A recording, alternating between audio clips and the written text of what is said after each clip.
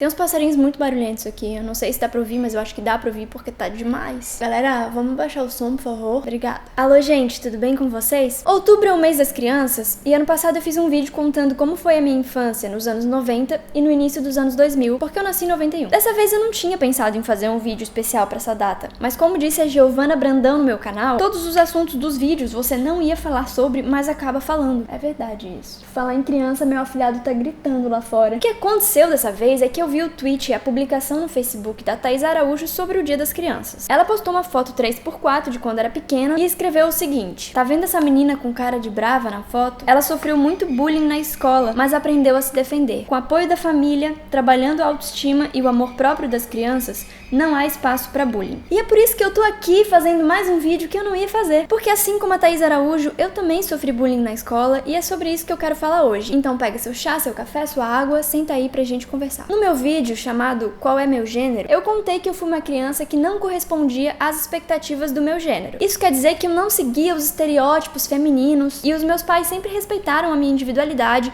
e o meu direito de ter uma infância livre. Eles, inclusive, eram meio diferentes dos outros pais que eu conhecia, porque eles não furaram a minha orelha quando eu nasci, por exemplo. É uma coisa muito doida que uma das primeiras coisas que fazem com uma menina quando ela nasce é furar a orelha dela. É uma forma de marcar o seu corpo e de reafirmar que você é mulher, e é também uma das primeiras características desse estereótipo feminino que te obrigam a seguir. Depois é usar vestido, brincar de boneca, ser uma princesa, passar maquiagem, pintar a unha. Enfim, essa socialização feminina começa desde que você nasce, ou até antes às vezes, e nunca termina. Ela muda conforme você vai crescendo, mas ela nunca acaba. A escola deveria ser um lugar que procura desconstruir esses modelos, porque eles sustentam uma hierarquia que oprime e subjuga as mulheres. Qualquer pessoa que parar para refletir sobre como é machista a nossa sociedade vai entender as consequências desse sistema de gênero. Mas infelizmente a escola faz o contrário. Ela reafirma e sustenta esse sistema e tudo que tá dentro desse pacote. Por causa disso, a escola é um ambiente extremamente violento para crianças e adolescentes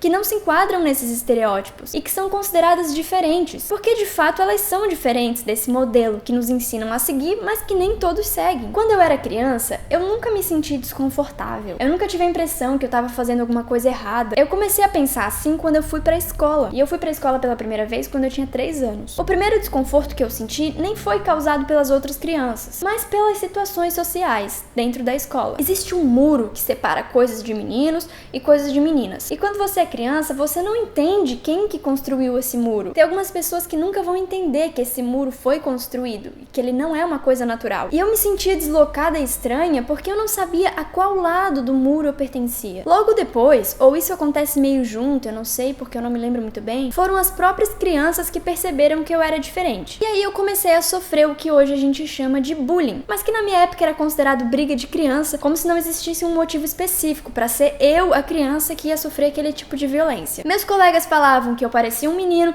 que eu queria ser um menino, que eu achava que eu podia ser um menino. Quem ela pensa que é pra atravessar o muro e vir aqui jogar futebol? Mas eu jogava, só que eu era menina. E menina não sabe jogar futebol. Menina não nasceu pra essas coisas. Tipo, olha a Marta, péssima. Falavam também que eu era muito feia, que ninguém ia gostar de mim. E depois de um tempo começaram a me chamar de sapatão. Eu nem sabia o que isso significava e eu não sei se as outras crianças sabiam, mas eu tinha certeza de que não podia ser uma coisa positiva porque essa era a palavra que usavam pra me ofender. Mas o bullying que eu sofria não se restringia ao fato de eu não seguir esse modelo de feminilidade exigido, porque quando as crianças pegam alguém pra implicar e pra ofender, elas vão usar todas as ferramentas possíveis que elas têm. Então, por exemplo, eu usava óculos e não somente eu usava óculos, como eu usava tampão. Óbvio que isso rendia um monte de piada todo dia. Ó, aqui uma foto. Eu era uma criança meio esquisitinha, com cabelo torto, meio vesga, óculos, tampão, louca dos gatos. Hoje eu amo essa criança, eu tenho muito orgulho dessa criança. Se eu fosse ter uma filha, eu ia querer que ela fosse assim. Mas na época eu pensava, por que eu sou assim? O que me impede de ser completamente aceita pelas outras crianças? E outras coisas as crianças faziam simplesmente porque elas sentiam que tinham permissão pra fazer. Espalhavam que eu tinha piolho,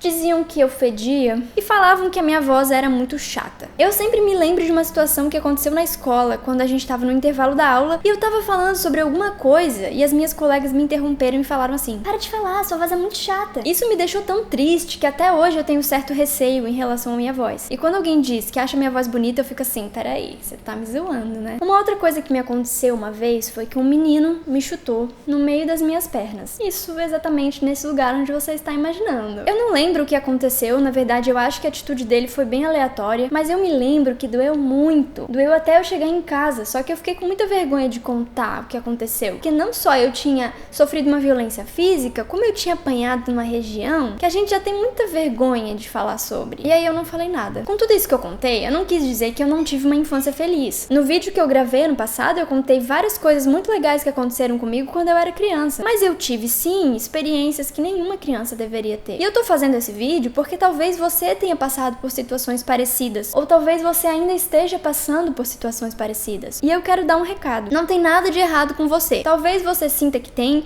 e talvez você tenha vontade de ser diferente, e eu entendo, mas não vale a pena se esforçar e sofrer pra ser uma pessoa que você não é. Porque a pessoa que você é incrível, eu tenho certeza. Não importa o que as pessoas falem pra tentar te convencer do contrário. E se a escola não for um bom espaço pra você, e se você não tiver muitos amigos, aproveita seu tempo pra estudar, pra ler, pra conhecer coisas novas, pra abrir a sua cabeça, pra expandir os seus horizontes, pra descobrir o que você gosta de fazer, pra desenvolver as suas potencialidades. Enfim, aproveita esse seu tempo pra se transformar numa pessoa melhor. Hoje eu tenho muito orgulho da pessoa que eu sou. Eu encontrei amigo, eu sei que as pessoas podem gostar de mim pelo que eu sou, eu sei que eu posso ter um relacionamento feliz, inclusive eu tenho um relacionamento feliz. Eu estudei, eu consegui fazer uma faculdade, hoje eu faço mestrado, eu tenho esse canal, eu sei que tem alguém me escutando nesse momento. Alguém que provavelmente não acha minha voz chata.